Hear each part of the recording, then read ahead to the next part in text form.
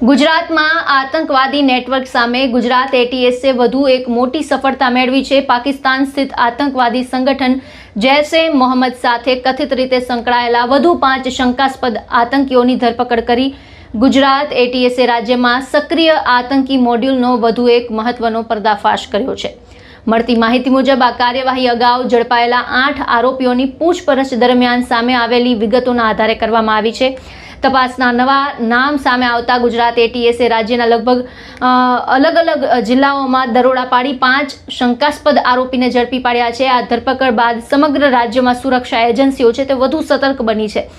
એટીએસના જણાવ્યા અનુસાર ઝડપાયેલા 5 આરોપીઓ અગાઉ ધરપકડ કરાયેલા 8 આરોપીઓ સાથે સંપર્કમાં હતા અને તેઓ પાકિસ્તાન સ્થિત કોઈ આતંકવાદી સંગઠન જૈશ-એ મોહમ્મદની વિચારધારા તેમજ પ્રવૃત્તિઓ સાથે સંકળાયેલા હોવાની શંકા છે। આ તપાસ દરમિયાન એવી પણ માહિતી સામે આવી છે કે કેટલાક આરોપીઓ વિસ્ફોટકોનું પરીક્ષણ કરવાની પ્રવૃત્તિમાં પણ સામેલ હતા। જોકે તપાસ હજુ ચાલુ હોવાથી તમામ વિગતો બહાર આવી શકી નથી। આ તમામ આરોપીઓને કડી કોર્ટમાં રજૂ કરવામાં આવ્યા હતા।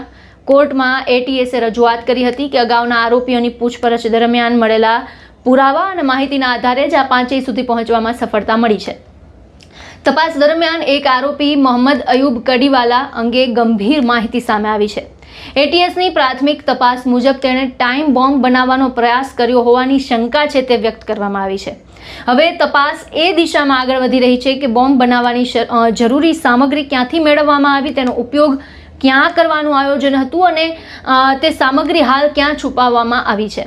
આ ઉપરાંત તપાસ એજન્સી એ પણ શોધી રહી છે કે જૈશ-એ મોહમ્મદ સાથે સંબંધિત જેહાદી પુસ્તકો અને અન્ય કટ્ટરપંથી સાહિત્ય આરોપીઓ સુધી કેવી રીતે પહોંચ્યું અને હાલમાં તે ક્યાં રાખવામાં આવ્યું છે। આ તમામ મુદ્દાઓની ઊંડાણપૂર્વક તપાસ માટે એટીએસે કોર્ટ સમક્ષ પોલીસ રિમાન્ડની માંગ કરી હતી। Assistant public prosecutor P R. દંતાણીએ કોર્ટમાં કુલ 13 મુદ્દાઓના આધારે દલીલો રજૂ કરી હતી। દલીલોને ધ્યાનમાં રાખીને કડી કોર્ટે 5 આરોપીઓના 8 દિવસના પોલીસ રિમાન્ડ છે તે મંજૂર કર્યા છે, જેથી તપાસ એજન્સી સમગ્ર નેટવર્ક અને સંભવિત સાગરીત નાણાકીય વ્યવહાર અને આતંકવાદી કાવતરાના તમામ પાસાઓની તપાસ કરી શકે। આ સમગ્ર ઘટનાએ ફરી એકવાર એ સ્પષ્ટ કર્યું છે કે આતંકવાદી સંગઠનો દ્વારા સોશિયલ મીડિયા, ડિજિટલ પ્લેટફોર્મ અને ગુપ્ત નેટવર્ક મારફતે યુવાઓ સુધી પહોંચવાના પ્રયાસો સતત થઈ રહ્યા છે। આવી પરિસ્થિતિમાં સુરક્ષા એજન્સીઓ માટે સતર્કતા અને સમયસર કાર્યવાહી અત્યંત જરૂરી બની જાય છે।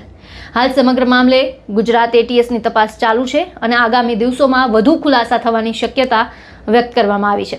તપાસમાં જો અન્ય કોઈ વ્યક્તિની સંડોવણી સામે આવશે તો વધુ ધરપકડ પણ થઈ શકે છે। સમગ્ર રાજ્યની નજર હવે એટીએસની આગળની કાર્યવાહી અને તપાસમાંથી સામે આવનારા નવા ખુલાસાઓ પર છે। આ સમગ્ર મુદ્દે આપનો શું અભિગમ છે અમને કમેન્ટ બોક્સમાં જણાવો અને તમામ ન્યૂઝ અપડેટ માટે અમારી સાથે જોડાયેલા રહો।